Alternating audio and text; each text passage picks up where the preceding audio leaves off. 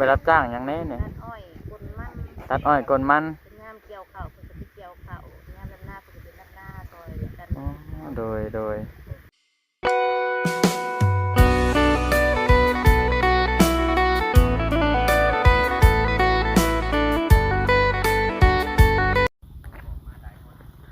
กับสบายดีและสวัสดีเด้อพ่อแม่พี่น้องก็ยินดีต้อนรับเข้าสู่ช่องเบาสีบ้านนาอีกแล้วโดยมาพบมาพ่อกับเบาสีบ้านนาในมื้อนี้ก็อยู่ที่บ้านครอบครัวน้องอ้อมเพิ่นพี่น้องมื้อนี้ก็มากันก็หลายคนพอสมควรพี่น้องเอ้ยมื้อนี้เนาะทางหน้าใหม่และหน้าเก่าพี่น้องเอ้ยโดยเบาสีก็สิเข้าไปทักทายสบายดีครอบครัวแม่น้องอ้อมเพิ่นพี่น้องเอ้ยบอสีก็บ่เคยมาจ้าเพื่อพี่น้องมากะเห็นแต่ทางช่องใหญ่เพิ่นเนาะพี่น้องเนาะโดยมาสัมภาษณ์มาเฮ็ดนั่นเฮ็ดนี่สวยเดือเพิ่นพี่น้องแต่บอสียังบ่ทันได้มาจักเทื่อพี่น้องเอ้ยโดยโอเคพี่น้องเนาะเข้าไปทักทายสบายดีครอบครัวเพิ่นเลยพี่น้องโดยว่าเพิ่นเป็นอยู่จังไดพี่น้องเอ้ยบอสีก็ยังบ่เคยมาจักเทื่อไปเบิ่งไปชมกันพี่น้องโอเคเพียงเนาะบอสีกะได้เดินทางมาฮอดครอบครัวเพิ่นแม่น้องอ้อมเพิ่นได้พี่น้องเอ้ยทางบ่อไซเพิ่นก็ได้เข้าไปทางครอบครัวเพิ่นก่อนเลยพี่น้องเอ้ยโดยเดี๋ยวบอสีเข้าไปทักทายสบายดีครอบครัวเพิ่นก่อนพี่น้องเนาะบอสีก็ยังบ่ได้ฮู้รายละเอียดปานใดพี่น้องเอ้ยแต่ก็อยากมาหาประสบการณ์แล้วก็มาดินน้ำเพิ่นพี่น้องเอ้ยบอสีก็ซื้อนมแล้วก็กับขนมพี่น้องขนมก็ซื้อโบราณพี่น้องเอ้ยโดยทางเฮือนแม่น้องอ้อมเพิ่นพี่น้องโอ้ต้นไม้ต้นตอกพี่น้องเอ้ยป้าโตคักขนาดพี่น้องเอ้ยโดยพี่น้องเนาะเอาไปทักทายสบายดีเพิ่นเด้อโตโอ้ดินอย่างเด้อันนี้สบายดีบ่าวไซสบายดีพี่น้องสบายดีโดยผักซองอไส้สมพานนี่เด้อพี่น้องโดยมีพาน้องๆคนมาหาน้องอ้อมคนได้น้องอ้อมนะโอ้สบายดีโดยสบายดีเด้อน้องๆเด้อสบายดีเด้อดินยังอ่ะนี่ดินในมะขามพี่น้องเอ้ยบ่เคยดินเด้อนี่เคยดินบ่ตัวเกิดบ่ทันนั่นได้จ้ะฮะว่าเคยดินคือบ่ได้คิดใส่คุมนะนี่ตะกี้เอาอย่างกระติ้วได้พอดินอย่างกระติ้วดินอย่างกระติ้วไม่ให้นี่มีคิดใส่คุ้มเลยกะก้อนยันเกิดมาก่อนนั่นเนาะโอ้โดยคนนี้ซื้อยังคนนี่ซื้ออ่อนน้องอ่อนเสื้อแดงเนี่ยเสื้อแดงค่ะซื้อยังนี่บ่ฮะข้าวเฮียซะเนาะเลยเฮียเนาะข้าวเฮียซะพี่น้องโพสวัสดิ์ใครอยู่เนาะข้าวโพสวัสดิ์โพสวัสดิ์แล้วโอ้มื้อนี้เป็นมื้อพักเนาะมื้อนี้เนาะโดยสบายดีทั้งแม่เพิ่นเนาะโดยสบายดีแม่โดยมื้อนี้เอาของต้อนมาฝากเด้อมีนมโดยว่าไปทางใดบ่แม่มื้อนี้ไปตัดน้อย5กะมาครับเพียงกินข้าวก็เลยมันยังแดดอยู่จังหวะจังสิไปตัดได้เท่าไหร่แล้วมื้อนี้70มัด70มัดมัดละเท่าไหร่ซุมื้อนี้มัด700กีบบ่700กีบนั่นน่ะอ๋อ100มัดได้70,000 100มัดได้70,000บาทเพียงเอ้ยข้าวผักเที่ยงก็เลยใครแล้ว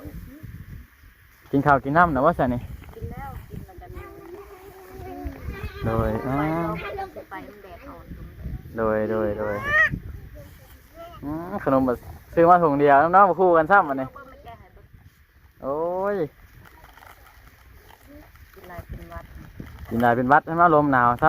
ำอากาศให้เปลี่ยนแปลงเรื่อยเสมอนี่เดือดร้อนเดือดหนาวอยู่โดยแต่มื้อคืนแล้วฝนตกแม่นทั้งฝนตกทั้งหนาวอีกโอ้ว่ะบ่ปานเอื้อยกินน้ำหน่อยบ่ ไปเหือออนกินน้ำไปกินน้ำไปเหือกินน้ำเด้อ อืมเด็กน้อยพี่น้องเอ้ยยังห่วงกินอยู่เนาะโดยอันแม่เจ้าชื่อหยังเด้อเนี่ย เนี่ย แม่เงียงโดยอายุเท่าไหร่แล้วเนี่ย 40 โดยลูกหากะมาใหม่อะนะ บ่ ในเบิ่งแต่ในคลิปยังบ่ได้เคยมาจักเทื่อได้มาครั้งแรกไอ้นี่ก็เห็นแต่ในคลิปสบู่เพิ่นถ่าย เป็นหากระมาวังคิดลำคือเห็นน้องอ้อมเป็นเห็ดกอกไก่อยู่ โดย ยังไม่คิดลำอยู่ โดย เหลืออยู่แล้วชาบุญ สบู่เว้าเตียงให้เพิ่นก็มาเรื่อยอยู่บ่ ว่านนี่เป็นจะมา วันนี้บ่โดย เอาซื้อเขาอยู่กินมาให้ซื้อขนมซื้อ โดยแซ่บอยู่บ่ฮัม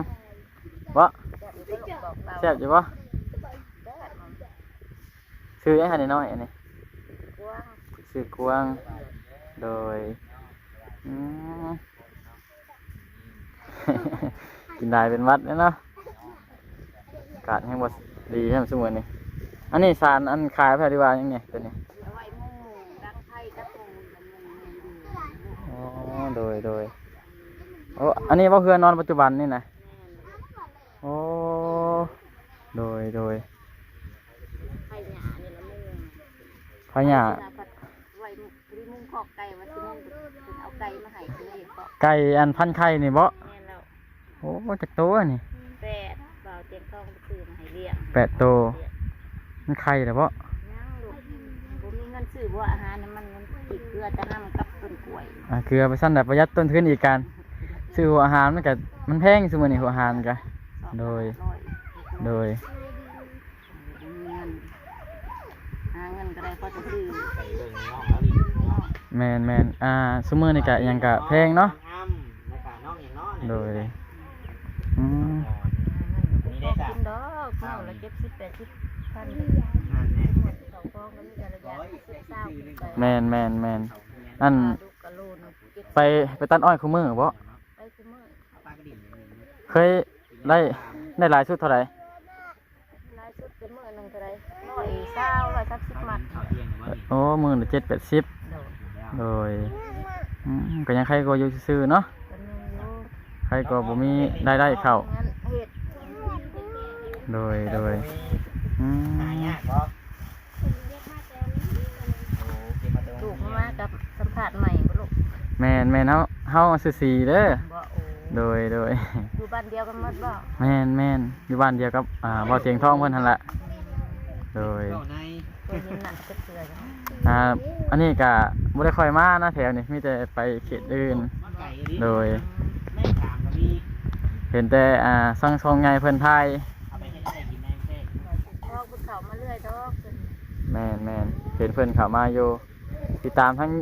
ช่อง YouTube แหละนี่ก็เบิ่งไปเรื่อยๆมื้อนี้เลยมาแวะมาดินน้ำมื้อนี้ เอามาเป็นน้ำน้องอ้อม โดย สารชีวิตน้องอ้อมได้ถูกดีได้เพิ่นหาเงินเลี้ยงน้องซอยดี อยู่นำกันจักคนเนี่ย นี่ล่ะลูก เท่านี้บ่โอ้ หาพ่อบ่อยู่เด้พ่อถูกจับ พอถึกจับ จับเป็นน้องอ้อมรับแทนพ่อ อ๋อโดย เป็นหาเงินซอยแม่ได้ทุกอย่างย่าง ไปรับจ้างอย่างนี้เนี่ย ตัดอ้อยคนมัน ตัดอ้อยกลมัน เป็นงามเกี่ยวข้าวเพิ่นก็ไปเกี่ยวข้าวงามลำหน้าเพิ่นก็เป็นลำหน้าซอยกัน อ๋อโดย ค่าไป โดยสบายดีโดย มาเบิ่งแม่เราไผหญ้าพี่น้องสบายดีแม่สบายดี อันน้องอันนี้ยังเบาบ่ทันได้ยังบ่ทันเกี้ยงเป็นบ่นี่มามื้อนั้นก็อายแม่เลยนางดินน้ำมื้อน่ะ บอก แม่นนางดีก็โจดอยู่บ่ปากว่านางก้มหน้าซื่อๆอยู่ เพิ่นอายบ่ อาย โดยอ๋อ นี่หยังแม่ว่าไผหญ้านี่มื้อหนึงแม่นไผหนึงน่ะ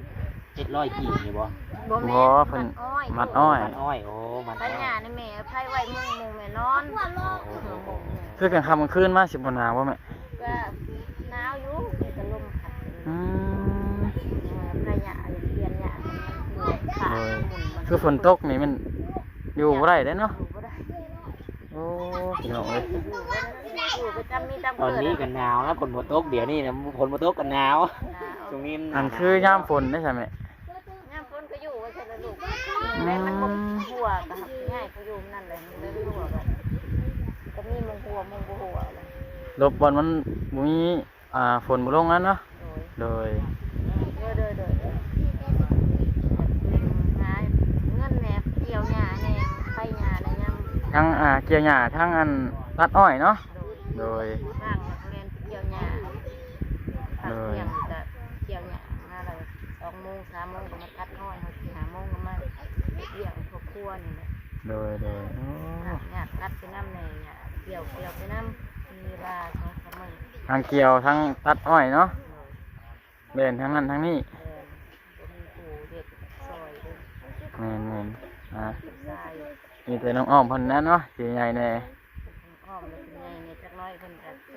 เรียนเบาภาระหนึ่งได้แม่ไป แม่นเพิ่นก็ใหญ่แล้วเนาะโดย 3 ปีก็ไงก็ยังเฮ็ดเวียกก็ยังบ่เต็มที่สำผู้ใหญ่ค่ะเนาะ แม่นก็ยังอายุ13 ปีแต่เพิ่นก็ขยันสำนี้ก็โอ้เก่งแหละเฮ็ดได้หลายอย่างเพิ่น ห ก็ ลายอย่างแล้วซอยแม่เบาแน่แม่ สวยครอบครัวโดย กินกับไปหาซอกต้องอยู่คงกินไว้ทานนั้น คือยามคนก็หาเฮ็ดหาฮอนเนาะ ผู้ ได้เดี๋ยวนี้นะ โดย มันได้ครอบครัว โอ้ว่าได้นะ โดย รักน้องอ้อม จังไดก็สู้ๆเด้อแม่เด้อ พอ เลือดตัวนะข้าวเลย โดยอันพ่อเพิ่นตอนนี้ก็ยังทันได้ออกเลยบ่ ไม่เป็นอย่างเงี้ยนี่ 4-5 ปี เดือนไหนเลย อีก4-5 ปีโอ้โดนเพิ่นเข้าแล้วจักปีแล้วน่ะ ลุงเงี้ยหลายว่า เอาไป2 ปีโอ้เพื่อออกมานี่ เนี่ย ลูกเป็นสาวเลยเนาะโดย ส่งไปทำงานเลยเด็ก ส่งไปทำงานอยู่ไทยเพราะ ไปให้ดู แม่น อยู่จักซอกจักหาเนาะอยู่ลาวเฮา ขั้น ตัดอ้อยแล้วก็มีงานเฮ็ดเลย คันหาก็ได้บ่หลายอยู่แล้วเฮาแม่นว่าบ่ได้หรอกได้อยู่แต่บ่หลาย ก็ได้กิน แม่น 20-30,000เงิน4-50 แม่น มีได้บ่หลายอยู่ไทยยังว่าหาเงินได้เป็นก้อนเนาะ แม่นพอได้เก็บได้ออม ก็ได้มาสอนครอบครัว โดยเดี๋ยวลูกขออนุญาตเบิ่งเพื่อนจังหน่อยได้ไหมเด้อโดยโอ้พี่น้องเอ้ย สำหรับตายไปหนึ่งอะไร นี่พี่น้องเพื่อนแม่น้องอ้อมเพิ่นพี่น้องเอ้ยอ๋อนี่พี่น้องครอบครัวของแม่น้องอ้อมเพิ่นกะคือที่เห็นเนี่ยพี่น้องเอ้ยนี่เพื่อน3 ล้านแป้นเพิ่นพี่น้องอ๋อเอาไม้ครึ่งไม้ค้ำไว้มีสีลงเลยพี่น้องเอ้ยโอ้เห็นแล้วกะสงสารแม่เพิ่นพี่น้องเอ้ยโดยนี่พี่น้องผ่าเรือนผ่าอย่างกันยังท่านได้มีพี่น้องเอากระสอบกระเสบมาบางไว้บางร่มบางแรงพี่น้องเอ้ยอาศัยอยู่แบบนี้ฝนตกมากะเปียกเปื้อนพี่น้องเอ้ยฝนตกมากะดีส่วนบางทีฝนมาซอดพี่น้องโดยอ๋อ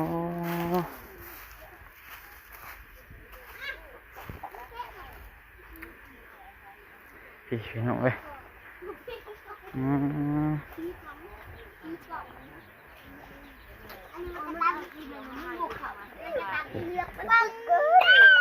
แม่นเพิ่นพี่น้องกินข้าวแล้วบ่เนี่ยกินแล้วบ่กินกับหยังมื้อนี่ปลากระป๋องโอ้ของแซ่บเด้อนี่บ่ได้ไปทางไหนบ่มื้อนี่ อ้อยหากันมา ได้เท่าไหร่แล้ว ได้70 บาท 70 มัด2 คนบ่ 3 คน 3 คน โอ้เก่งเนาะซอยกันอันนี้มาเล่นกันไปบ้างมาเล่นนี่ เมื่อกี้นี่ก็ได้20เลย อืม ไปสร้างกับไปสร้างชอบทอดร้อย ให้มันนอด70 มัดเนาะ70,000เนาะ100 มัดขนาดสิฮอดอยู่ดอก 2-3 คนโอ้เก่งแน่ตัดออกตัดอ้อยอีกนี่ไปตัดจะใช้ตัดสวนนั้นบ่อืมอันนั้นว่าขอไก่นะโอ้หักแล้วอันนี้เป็นไรมันกระไข่ละเป็นไรกระไข่เลยอ่ะโอ้ยกินไข่มันมานี่เดี๋ยวมึงเลยซื้อไข่ไก่มันมาขาหมดไงอันนี้โดย โอ้ยอ่อนเอ้ย โอ้เงินหลายแท้เนี่ยปานอ้ายนี่กูวะ เฮียมาเก่าก่อนว่าเลยจ้างมาเรียน โดย น้องอ้อมนี่เบิ่งน้องเก่งนะหรือว่าอยากดินน้ำน้องจักนี่บ่ ได้แล้วมึงคือเราเอามันจะเอาแล้ว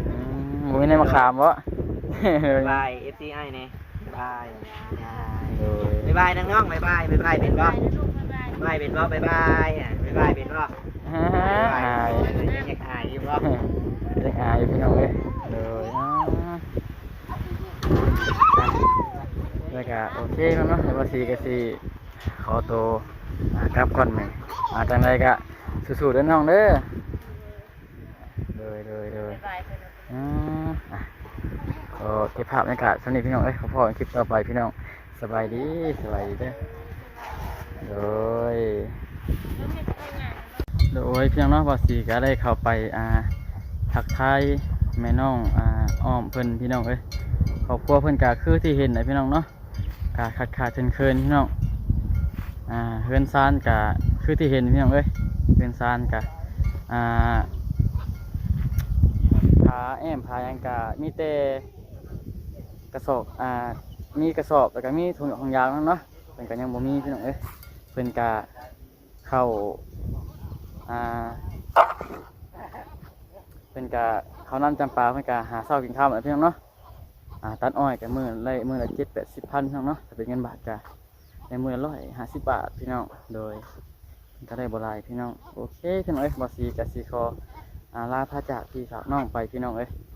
พบกันคลิปต่อไปพี่น้องเนาะก่อนอื่นก็ขอขอบคุณขอบใจ